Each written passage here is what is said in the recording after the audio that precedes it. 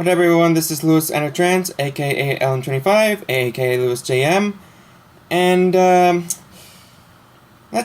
today I'm just gonna speak about a little something that's been bothering the WWE universe as of late. Now, of course, you might have known from a couple of videos I'm a big fan of the WWE. Been so since the fall of 2000, and in August, I took part in the SummerSlam weekend. As you can see by the t-shirt, I went to one of them, which is NXT TakeOver Brooklyn, which was as to the words of Barry Roode, glorious. But I'm not talking about this event. I'm talking about the event after that on a Sunday, which is SummerSlam. Now, be that as it may, there have been some good matches here and there. I mean, the John Cena AJ Styles thing was a bit of a shocker because we didn't expect AJ Styles pinning John Cena. You know, we always thought that low Cena wins, but I don't know. Give it a few months and perhaps maybe John Cena will come back. But then there were like there was a shocking return of Nikki Bella, which I find was out of left field. But then when you have someone like Eva Marie getting herself suspended for that 30-day policy, you need to find an immediate replacement for a diva, or otherwise you might cancel the match all entirely. But still, good for Nikki Bella to come. I was hoping for AJ Styles. I mean AJ Lee, actually, not Styles. Ugh. But and then the last two matches for the event were a bit big flops. I mean, the United States Championship, Roman Reigns and Rusev didn't start at all because it was just one big brawl. And by the way Raw's been going, I feel like there isn't going to be much of a rematch for the U.S. title at all. And of course that Brock Lesnar Orton match they've been promoting for days on end. Oh my god, that was a big debacle. I mean, seriously? Elbows to the face in a TKO? Is that how you're going to end this SummerSlam match? And I thought this year's WrestleMania was a bad one. But I guess there was a reason, because of SummerSlam needs to be 4 hours long. You didn't have to extend to the 4 hours like what happened at this year's WrestleMania. But I'm getting off track on a lot of occasions. Of course, because one of the events that people have been talking about lately was the Seth Rollins Finn Balor match for the Universal Championship. And this is going to be the first crowning of the Universal Championship and an actual reveal. But when the reveal showed up, oh boy, this is gonna be in one of the wrestling fans' top 10 worst decisions WWE has ever made in 2016, if not of all time. Now, before I begin to explain about the championship, I want to give you a bit of a brief history. See, ever since like the 70s and 80s, championships mean something to the wrestling world. What makes it special for the championships is that of their designs, whether it be for tag teams or for the women's or for Intercontinental, the US, even World Heavyweight Championships. They show you that the people that won them and hold them knew that this is their moment, this is their time to shine, this is where they become the pinnacle superstars, legends of their own wake. I mean, you have like so many championships from the three wrestling corporations before WWE took over. It's hard to explain which one is which, but let me give you a bit of clarity. In the Attitude Era, there are like a total of, I don't know, like 7, 8 titles in particular, all explaining about different names. The European Championship was for a champion being held in Europe, and it was won by great stars like Triple H and William Regal and Eddie Guerrero, Chris Benoit, Chris Jericho, Kurt Angle, you name it. The cruiserweights were like the light heavyweight championships. Well, of course, the WWE had the light heavyweight champion, but then he changed the cruiserweight for particular reasons. But regardless, it was for those superstars that weigh a little lesser than that of the the bona fide stars of today. You had people like, I don't know, Rey Mysterio for one thing. You had Chavo Guerrero, which held that title longer in the WWE. You had Tajiri, I believe. It's hard to remember any of the names for the cruiserweight division, but regardless, it was a good belt and held on from WCW to WWE. And then there was that hardcore championship that was the uniquest one, being that it was trying to rip off ECW and its hardcore rules. The premise was unique. A 24-hour defense, and you had to be on, and you had to watch your back for anyone that wants to get that title, which was by far a very, very cool way of putting it. And I enjoyed that match as much as the next person. But as the years went by, those three titles kind of went a little flat. I mean, you had the European and Hardcore Championship merge with the Intercontinental Championship because Eric Bischoff believes that the premise is one show, one champion, which led to the Intercontinental and World Heavyweight Championship merging. But then they got it back up, returned the Intercontinental Championship because it gets a little boring if you don't have much of championships to begin with. And of course, with the Cruiserweight, which lasted a lot longer than the last two, that it kind of got killed off within the 2008, 2007 years, because the last person who held onto the title was fucking Hornswoggle of all people. Still, as I said before, championships means something, and design-wise, it shows what makes that championship special. But this year, let's just say this year, it's all about is what King Ross says. New era, same old bullshit. Let me give you a little bit of clarity. The WWE Championship, which is the longest running championship of all time, was held on by greats, whether it be Hulk Hogan or Stone Cold Steve Austin, The Rock, Kurt Angle, Triple H, you name it, those champions held it. And for years, it always has its uniqueness. But on the 2013, before WrestleMania 29, they revealed a new championship, which was pretty impressive under some standards. Anyways, you got the big W with the rhinestones connected to it, and it was a very fine and unique way of presenting it. After all, the last design was meant for like one specific superstar, and that one superstar is John Cena. While anyone who held it just feel a little out of touch. Now, give it as it may, it is a very impressive championship, and I really like the design up front. Hell, when I was at the WrestleMania Access at the Izod Center, I took a good look at the championship and was amazed at how precious it was.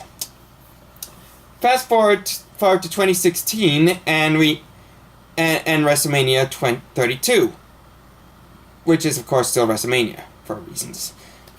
Anyways, at the pre-show, Hall of Famer Lita was presenting us a new type of championship, giving that the Divas Championship, which let me remind people is a butterfly tattoo, a pink butterfly tattoo, mind you, it did had its interesting unique run with the Divas Revolution, which was a flop to begin with. But given now that we consider divas as a passé, as it were, it's more focused on women, and that's what it's always about, the women of wrestling.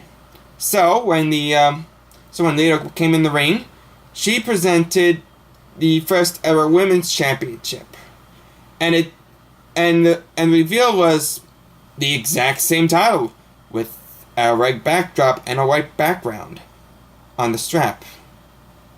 Now, that is a bit of a questionable presentation, but giving the past couple of years, this championship was a step up from from and let me repeat, the pink butterfly tramp stamp belt. Then we move on to after the draft, which of course was a huge success back in 2002 until everything went downhill in 2011 and had everyone together in both brands, I think. So when they revamped the brand's extension, there was a bit of an emptiness with Raw because the WWE World Heavyweight Championship was in SmackDown. So they've decided to introduce the Universal Championship. And we've been speculating it for weeks on what the championship's going to look like. Is it going to be much more impressive than that of the WWE Championship? Is it going to be as out of this world as what the Universal Championship should be about? There were speculations and, of course, leaked images proclaiming that what the championship should actually look like. But then they revealed it in SummerSlam, and let's just say I feel like that the people behind the belt designs are getting extremely lazy, because it's the exact same championship, but has a red color, like Sasuke Nakamura type of red, and I was like, what the hell is that? Is that what you want to present your first ever Raw championship? The same thing as the SmackDown championship? I just don't get it.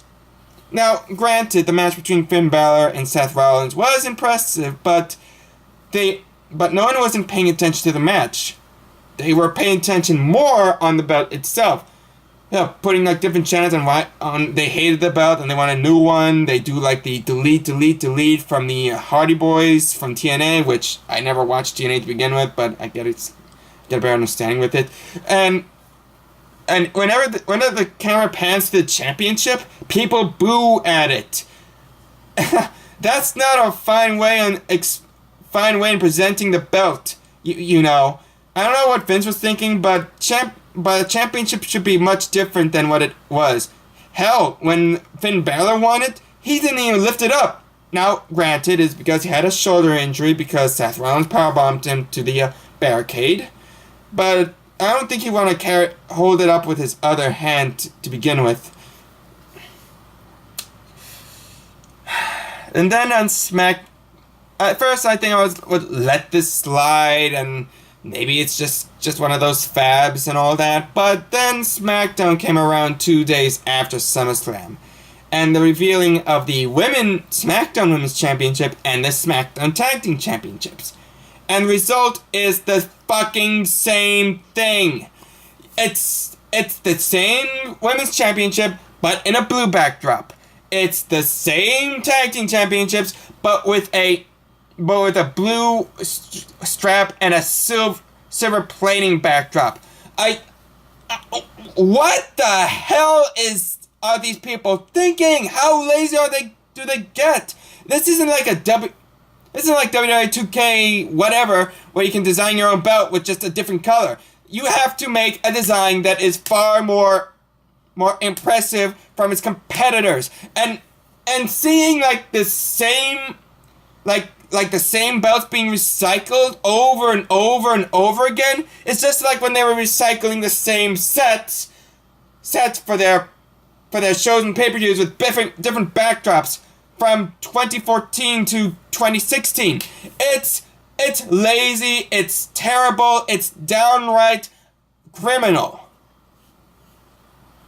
I know I'm being angry over something as tedious as this, but let's face it, when they did the draft before, the championships were different tag team championships in particular, because the Raw and SmackDown tag team championships were far different from the past than it was right now, right before they even decided to make it a unified championships and then redesigned to the god awful pennies that had no reason to be there to begin with. I'm just really starting to jump the gun on this one. But let's just say that that the women's championship and the tag championships are still early in the match because no one won it yet. Who knows? Maybe at the Backlash event, they would whoever wins the women's and tag team championship would personify it. I mean, you got a lot of good women's competitors, and I'm thinking under my predictions, mind you, that Becky Lynch or Nikki Bella would win it. Of course, then you might be you might be shocked at the surprise factor that maybe Eva Marie can enter the ring early after the suspension and attack the champion, and then ultimately insert herself into the match and win it. I'm jumping ahead, and I don't think Eva Marie was not going to be in Backlash to begin with. And the tag team championships, well, giving right now what the championship who the competitors are for the finals. I want to go with the America Alpha because they look pretty impressive. They're like the next where Kurt Angle's tag team were, the Shelton Benjamin and this other guy. I can't remember the other guy, but they were known as the World Greatest Champions. That would be an interesting way of putting it. Although they might think about putting it as Heath Slater and Rhino, but I guess they're keeping him as a free agent. Still, I have no idea why they want to leave one person out of the draft. I don't get it. Anyways, I'm just hoping to see what's going to happen on Backlash and how the championships are going to make much of a difference. But as far as the Universal Championship's concerned, look, I can understand that maybe that the WWE is just going to stick with the design as it is. And, believe it or not, whether it be Finn Balor or now Kevin Owens who won it last week, I feel like that they're much